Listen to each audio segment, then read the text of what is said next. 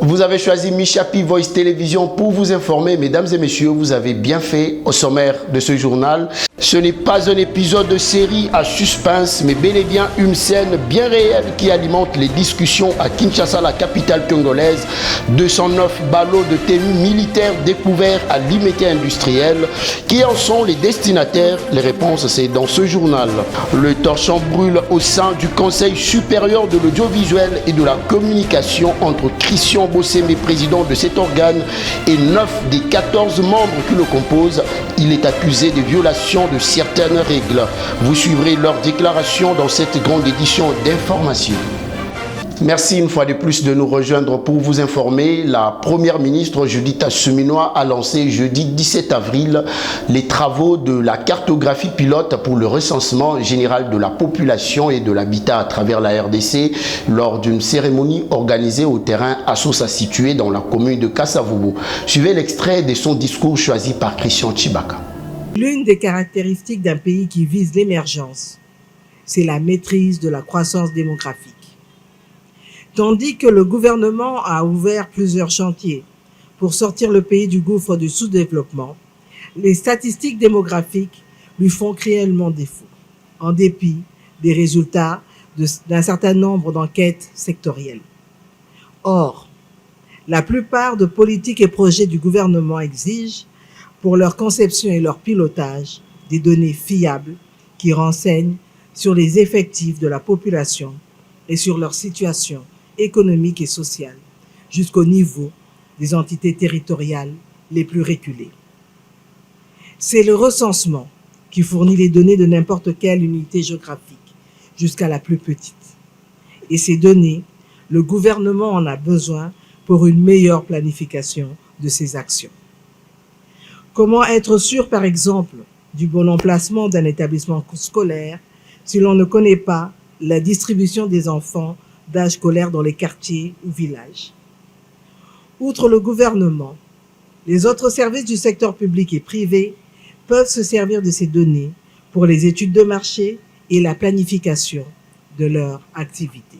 Affaire Boukangalozo en RDC, on en parle dans ce journal. L'Assemblée nationale demande à la Cour constitutionnelle de régulariser la question au sujet du député national Matata Mponyo, protégé par les immunités parlementaires. Nous attendons une correspondance de la Cour constitutionnelle, a dit Vital Kamere, qui a notamment rappelé le cas de Nicolas Kazadi.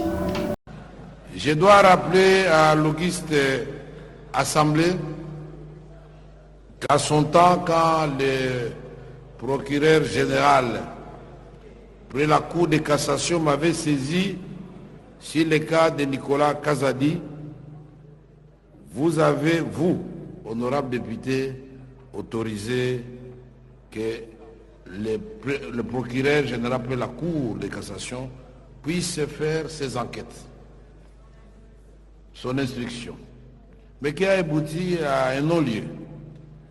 Alors, je me demande pourquoi nos amis de la Cour constitutionnelle n'ont pas procédé de la même façon, qui régularise la situation et la plénière va apprécier. Surtout que ici, comme vous le savez, pour Nicolas Kazadi,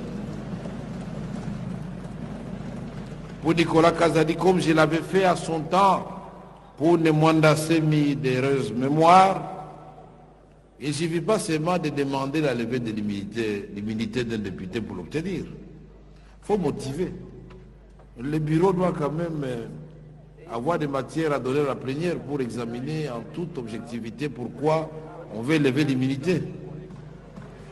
C'est très important dans le cas de la collaboration interinstitutionnelle.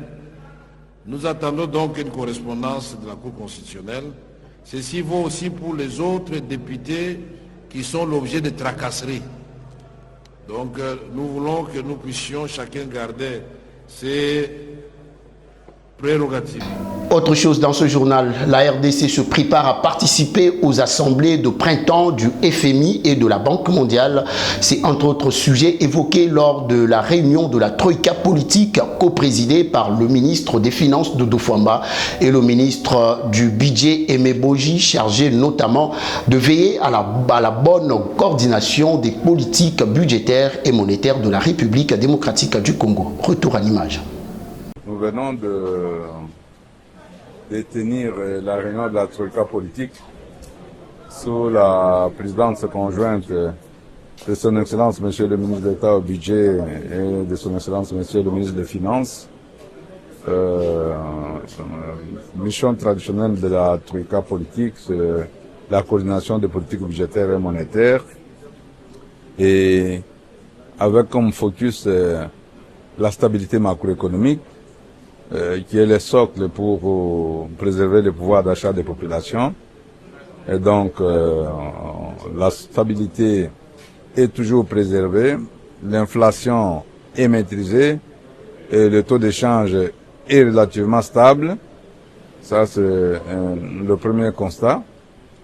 Cette troïka se tient également à la veille tenue des assemblées de printemps du Fonds monétaire et de la Banque mondiale, auquel la RDC va participer. Et donc, il était question pour la Troïka de pouvoir se mettre d'accord sur la manière dont la délégation congolaise va participer à ces assemblées. Et par rapport à ça, les autorités ont donné quelques orientations pour une participation efficace et surtout pour préserver l'image de notre pays. Et ensuite, on a passé en revue la situation du programme avec le Fonds monétaire international. Et sur ce plan-là, dans la perspective de la première revue, les indicateurs sont au vert. Sur le plan des critères quantitatifs, l'essentiel des critères, c'est-à-dire des engagements en termes monétaires, l'essentiel des critères sont respectés. Il y a un seul critère qui n'a pas été atteint du fait, vous vous en doutez, de la montée de l'augmentation des dépenses sécuritaires. Promotion et valorisation de la production locale pour la relance de l'économie pendant et après la crise sécuritaire en RD Congo. C'est le thème choisi pour la première édition de l'Expo des entrepreneurs locaux qui a eu lieu ce jeudi 17 avril 2025 à Kinshasa sous le patronage de Louis Watum, ministre de l'Industrie. On en parle avec Chancel Franck Boukou. Le ministre de l'Industrie et du Développement de petites et moyennes entreprises, Louis Kabamba Watum, a encouragé jeudi 17 avril le jeune Congolais à se lancer dans l'entrepreneuriat. Il s'est exprimé à ce sujet lors de la première édition du Congo Business, exposition tenue à Kinshasa. Ce membre du gouvernement souminois a également invité le jeune à ne pas avoir peur d'entreprendre, quels que soient leurs moyens. Présent à cet événement, le député national Eliezer Ntambwe a pour sa part mis en lumière le défi auquel sont confrontés les jeunes qui souhaitent se lancer dans l'entrepreneuriat. Organisée par Congo Business Exposition, cette initiative a rassemblé de personnalités publiques ainsi que des entrepreneurs pour discuter de l'avenir de l'entrepreneuriat en République démocratique du Congo, placé sous le thème promotion et valorisation de la production locale pour la relance de l'économie pendant et après la crise sécuritaire en République démocratique du Congo. Cette édition s'est tenue à la maison de l'entrepreneuriat à Kinshasa. La matinée des réflexions s'est conclue par le dépôt d'un mémo des jeunes entrepreneurs auprès du ministre Louis Kabamba Watum. Et dans un autre registre, au cours de la 16e réunion du Conseil des ministres du commerce de la zone de libre-échange continentale africaine, ZLECAf, la République démocratique du Congo a présenté les avancées réalisées dans la mise en œuvre de cet ambitieux projet continental. L'événement s'est clôturé par un point conjoint animé par le ministre congolais du commerce extérieur, Julien Paluku, et le secrétaire général de la ZLECAf, Wankele Meni. Tout le monde sait que l'union fait la force. Le fait de se retrouver dans une union, ça permet d'équilibrer les niveaux de développement. Les uns bénéficient de la force des autres. Face par exemple à cette menace de hausse des douanes par les Américains, dans le Conseil des ministres, nous avons évité de prendre des positions individuelles.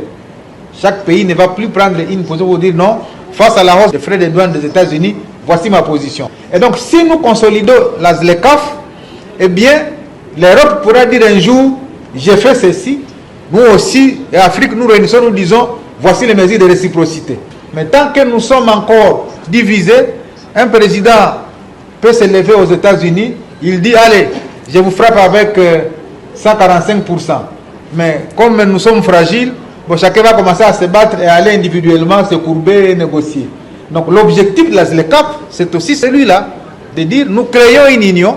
À chaque fois qu'il y a des enjeux mondiaux qui se présentent, eh bien, on prend une position commune, on peut se dire, à partir d'aujourd'hui, aucun pays africain ne puisse exporter sa matière première vers tel pays. Toutes ces industries européennes et américaines ne fonctionnent qu'avec la matière première qui vient de l'Afrique. À travers ces commerces intra-africains, les pays vont commencer à identifier les potentialités qu'il y a dans d'autres pays africains. Parce qu'on croit qu'il n'y a que des potentialités ailleurs. Ce qui est important de retenir, c'est que la RDC se prépare déjà. Et c'est la raison pour laquelle, connaissant les défis liés aux infrastructures, lorsque la RDC a renégocié le contrat chinois et a gagné 7 milliards de dollars sur les 15 ans, elle a destiné essentiellement ses moyens aux infrastructures. Tout cela, c'est dans la perspective de devoir ouvrir la République démocratique du Congo et de lui permettre effectivement de commercer avec tous les pays du monde. Je l'ai dit au sommaire, le Conseil supérieur de l'audiovisuel et de la communication est aux prises avec une crise interne majeure. Le président Christian Bossembe est contesté par 9 des 14 membres du Conseil qui dénoncent ses méthodes de travail, prise de position et approche de la régulation des médias. Serge Kabongo, l'un des hauts conseillers, fait le point sur cette crise dans cet extrait choisi par votre rédaction. Et ce qui est grave, les bureaux bottent en touche les dispositions réglementaires et statutaires qui demandent, qui fait obligation à l'Assemblée au Conseil de se réunir le 1er et le 3e jeudi. Nous sommes le 3e jeudi du mois d'avril. Vous le constatez avec nous qu'il n'y a personne, le président n'est pas là, le vice-président, parce que si le président est là, c'est lui qui convoque. Si le président n'est pas là, c'est le vice-président qui convoque. Ni le président, ni le vice-président, personne n'a convoqué. Généralement, s'il n'y a pas plénière, on nous informe. On nous dit et on avance les raisons. Je ne sais pas, même dans les groupes forums officiels des hauts conseillers, il n'y a aucune raison. On arrive, il n'y a pas de convocation de plénière. Nous vous appelons parce que nous, membres de la plénière, hauts conseillers, nous voulons dire ceci. À partir d'aujourd'hui, nous constatons ces violations répétitives de notre règlement intérieur, mais aussi de la loi organique. Et nous allons nous réunir pour tirer toutes les conséquences, que ce soit réglementaire, tout comme du point de vue du droit. Poursuivons notre journal avec cette information en prévision du concert pour la paix dans l'Est de la République démocratique du Congo dénommé Solidarité Congo qui verra se produire ce 22 avril 2025 à la Cor Arena de Paris. Plusieurs artistes congolais, l'ambassadeur de la RDC en France, Émile Longoy Kassongo, appelle les Congolais à une forte mobilisation. Je vous prie de l'écouter. Ce concert du 22 avril 2025, c'est un concert qui témoigne avant tout la solidarité entre nos compatriotes congolais, la solidarité également du reste du monde face au drame innommable que nous vivons dans l'est de notre pays avec l'agression barbare du Rwanda. Et c'est un moment de communion, c'est un moment de l'expression, comme je l'ai dit tout à l'heure ici, de l'unité inébranlable du peuple congolais. Nous sommes un peuple uni, Nous sommes un peuple qui est porteur de valeurs culturelles. Nous sommes un peuple qui est à la genèse, à la création de ce qu'on appelle la rumba aujourd'hui. À travers cette musique, c'est une contribution de notre culture à la civilisation universelle. Et donc, pour ma part, il y a eu un quiproquo, nous ne revenons plus là-dessus. Le plus important, c'est que le concert aura lieu et il aura bel et bien lieu. Et je pense que ceux qui ont voulu que ces concerts ne puissent pas avoir lieu vont se mordre les doigts parce que, à travers tout cet imbroglio qu'ils avaient créé, aujourd'hui, vous le savez et vous le voyez bien, ça fait de la publicité. On se pose la question si l'aréna, et je me pose la question si l'aréna de Bercy pourra contenir tout le monde qu'il y aura, parce que nous serons tous là. Nous serons tous là, de la France, des quatre coins de la France, les compatriotes congolais viendront pour exprimer notre solidarité par rapport à ces drames humanitaires, à ces drames. Un parfum de mystère plane sur la commune de Limete. Ce n'est pas un épisode de série à suspense, mais bel et bien une scène bien réelle qui alimente les discussions à Kinshasa. Des tenues militaires ont été découvertes à l'intérieur de ballots de vêtements de friperie. Qui en sont les destinataires? Tentative de réponse dans cet élément de précieuse pétou. Le chiffre a de quoi donner le tournis. Des 109 ballots saisis, tous stockés au cœur même du quartier industriel de Limete, dans une zone où l'anodin côtoie souvent la normale. C'est le bourgmestre de Limete en personne qui a livré le détail sur place. L'air grave mais ferme, dans un décor surréaliste, mêlant fripes éparpillées et uniformes camouflés. Un tableau digne d'un roman noir de la géopolitique urbaine, mais qui, ici, s'écrit à l'encre du réel. La question qui brûle toutes les lèvres, qui sont le véritable destinataire de ces tenues militaires dans une république démocratique du Congo en proie à des défis sécuritaires persistants à l'Est. Cette découverte prend des allures de provocation, voire de prémices d'une déstabilisation planifiée. Certains parlent d'un réseau de contrebande savamment orchestré camouflant l'illégal souvent l'habit du légal, tandis que d'autres y voient la preuve flagrante dans l'azisme dans le contrôle aux frontières. À Kinshasa, le regard s'y tourne désormais vers le service de sécurité. L'enquête est ouverte, mais la population exige de réponses claires et vite. Dans un pays où l'armée reste un symbole fragile des souverainetés, chaque tenue retrouvée hors de son cadre officiel est une alerte rouge clignotante. Et dans cette affaire, 3 cas, le tissu parle, mais le silence politique pèse déjà plus lourd que le 209 ballots mis bout à bout. Tout autre chose dans ce journal, après avoir reçu les orientations claires du président de la République, le gouverneur Christian Kitungwa, accompagné du caucus des députés nationaux au Tanganyika, a poursuivi le travail avec le ministre de la Justice pour une solution définitive au problème de Fultizaf. Bientôt, cette affaire connaît un dénouement heureux. Suivez tour à tour l'un des élus nationaux et le numéro 1 de cette partie du pays. Nous sommes ici en tant que caucus des députés nationaux du Tanganyika pour essayer de suivre le dossier de la société Fultizaf, cette société qui est tombée en faillite et qui pose des problèmes sociaux chez nous. Mais nous avons été saisis par la réaction du gouvernement provincial à l'issue des échanges qui ont été conduits par son Excellence Monsieur le Président de la République en personne autour du ministère de la Justice, le ministère du Portefeuille et le ministère de l'Urbanisme et Habitat pour trouver une solution définitive à cette question-là. Et comme le chef de l'État tient à ce que la solution définitive soit trouvée avant que le gouverneur ne rentre à Kalemi, nous, députés nationaux, avons estimé nécessaire de prendre part à ces discussions et nous avons aujourd'hui discuté avec le ministre d'État, ministre de la Justice sur la question Et nous sommes en train de pousser pour que la solution soit trouvée et que lorsque le gouverneur va rentrer, qu'il y ait la paix sociale.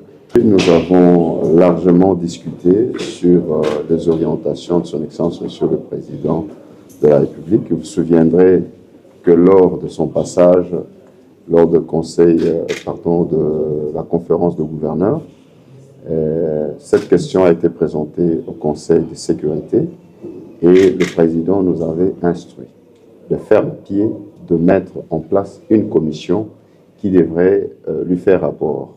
Et après le rapport de cette commission, nous avons rencontré son Excellence, Monsieur le Président de la République. Nous lui avons fait rapport. À l'issue de ces rapports, il nous a réunis, comme l'honorable président du caucus l'a dit, nous-mêmes gouverneurs, le ministère du portefeuille, le ministre de l'Habitat et le ministère de la Justice. Et donc, nous avons reçu des fermes instructions sur la solution de la question de Filtiza. Nous nous sommes réunis pour que cette question puisse in fine prendre fin et que la population du Tanganyika dise enfin nous avons été entendus parce que le chef de l'État a un regard très particulier sur les Tanganyika et sur les agents de Filtiza. Depuis la ville de Lubumbashi, le chef de l'État Félix Tshisekedi a inauguré officiellement le centre hospitalier Tshisekedi Tshilombo. Ce centre qui est doté d'un plateau technique ultra moderne, il est conçu pour offrir des soins de haute qualité accessibles à toutes les couches de la population. Vivez ces belles images avec Chancela Kombanzi. À Lubumbashi, cette nouvelle bâtisse impose désormais une grande formation hospitalière qui appartient à la CNSS, bâtie sur près de 13 000 km² dans une concession de 3 hectares. Elle est dénommée Centre médical Tshisekedi Tshilombo. Financé intégralement par la CNSS, le centre hospitalier répond à la modernité avec tous les services compris, matériel médical de dernier cri et suivant l'évolution technologique. Plus de 10 ans de dur labeur, le comité Moudiaï a tenu à léguer un héritage qui s'inscrit dans la durée. C'est le président Félix Tshisekedi qui a coupé ce jeudi les rubans symboliques, promesse tenue dans le volet accès aux soins de santé de base, 5e pilier de son programme quinquennal, l'accès aux services sociaux de base.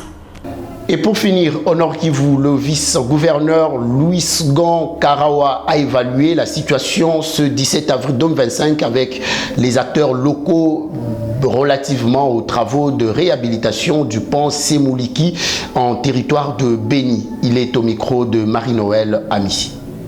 Pour l'instant, c'est une mesure conservatoire qu'on a prise. Ce n'est pas quelque chose qui va rester pérenne. Non. On a pris ça simplement pour nous assurer que les véhicules qui vont franchir le pont ne dépassent pas 20 tonnes. Donc je pense bien que juste après la réparation du pont, les choses vont rentrer dans l'ordre. Mais je vous ai dit tout à l'heure qu'en même temps, nous sommes en train d'habituer la population, les usagers de la route, à cette pratique-là qui est pratiquement internationale aujourd'hui pour protéger nos routes, nos chaussées et même nos ponts pour les excès de tonnage. Mais je sais que dans l'immédiat, juste après la réparation, nous allons retirer ça pour peut-être plus tard. Si on finit la route bitumée, en ce moment-là, on pourrait envisager, je ne dis pas c'est déjà confirmé, on pourrait envisager peut-être de remettre le pont en basculement. Place à présent au rappel des principaux titres. Ce n'est pas un épisode de série à suspense, mais bel et bien une scène bien réelle qui alimente les discussions à Kinshasa, la capitale congolaise. 209 ballots détenus militaires découverts à Limité industriel. Qui en sont les destinataires? Vous avez suivi la réponse dans ce journal. Le torchon brûle au sein du Conseil supérieur de l'audiovisuel et de la communication entre Christian Bossembe, président de cet organe, et 9 des 14 membres qui le composent. Il est accusé des violations de certaines règles. Vous avez suivi leurs déclarations dans cette grande édition du journal. Restez branchés sur nos antennes pour la suite de l'actualité. Au revoir.